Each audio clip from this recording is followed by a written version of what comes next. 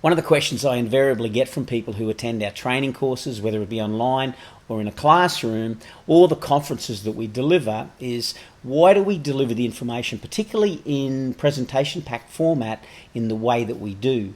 And what they're specifically referring to is the design of the slides themselves. So we don't use PowerPoint, we use Keynote mostly for a number of reasons, but this applies equally to both Keynote and PowerPoint and any presentation pack you're putting together. The way you design that slide is going to have a huge effect on the way that people give attention to things. And if you go back to the previous sample videos we gave you, we talked specifically about that, attention focusing strategies. Well, here, when we design our slide, basically we think about those attention focusing strategies and we build it into the design of the slide itself. So take a look at this and it will answer the questions, if you've had any in the past, about why we put our slides together in the way that we do. In this video, what we're going to talk about specifically is the design of the slide pack itself. The reason we do that is we need to understand what the slide needs to look like before you actually put the content in it. And it's going to touch on things that we spoke about in the previous lesson, focusing strategies. It's going to overcome or make sure we don't violate some of the mistakes that many other people make. If you look on the screen there, what you see is pretty much the effects of what a lot of people are confronted with. They are given a corporate design. They are told that it needs to have certain colors and it needs to be of a certain size and it needs to have certain fonts in it and things like that. And we've got to have our branding and our logo and this sort of thing. But listen, don't you go doing too many slides, right? You need to minimize the number of slides you actually present. So what they do is they jam a whole bunch of information on this slide as much as they possibly can. And in this case, this is this new M1000RR BMW motorcycle. And you can see we've just jammed as much information as we possibly can in there. So the very first thing I would do to that, I look at that and I go, there's too much information, right? We have to reduce the amount of information that is presented. So I would turn that previous slide into something like this. Now, it is what it is. It's on a particular slide design. Now what I want to do is refine that slide design so they get more closer to the mark in terms of presenting in a way that it's going to guide people's attention, it's going to deliver the messages that I want, and it's going to do it in an easy way so that it's enjoyable for the audience. So let's kick off with the first thing, background.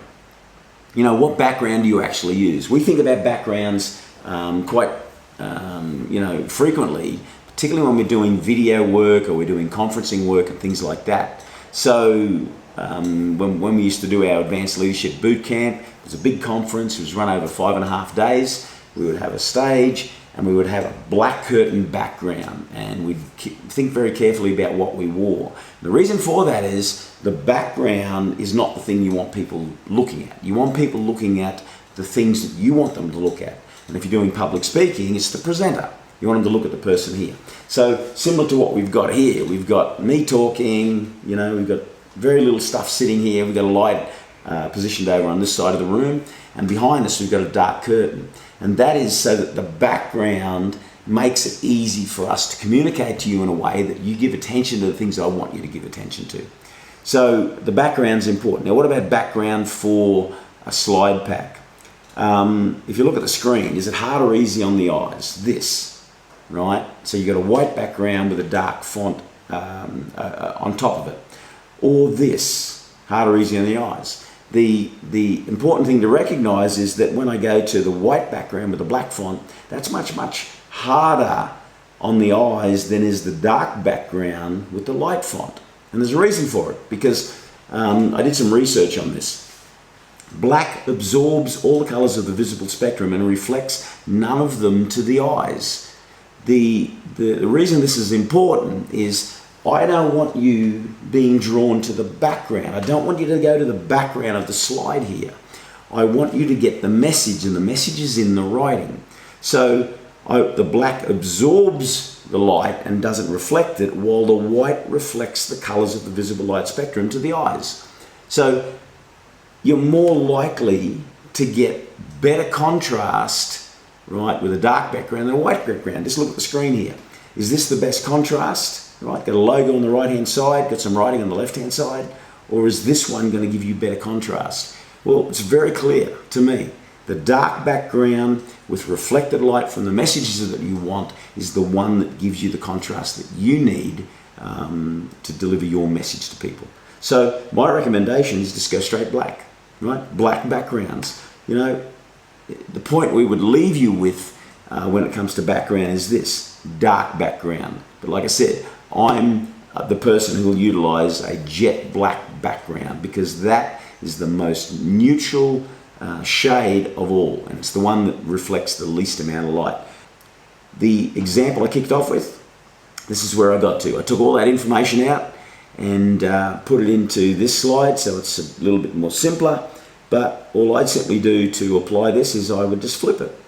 I'd go, okay, let's go to black background. The photo just happens to have a floor on it, so we extend the floor out to the left, and there's the writing of it. There you go. There's an example of changing the background to make it much easier to watch and easier on the eyes. I'll see you in the next video. Well, that's it. I hope that answers the question. You know, why do we have a black background? Why do we present the information in the format in a presentation pack the way that we do? And if you want more information about that topic, just simply go to our 9 Skills Factory website, look for the Influencer's Guide to PowerPoint training course, or you can go to 9skillsfactory.com/course of the month for the duration of this month, and there's information there about this particular topic. There you go. I'll see you in another video.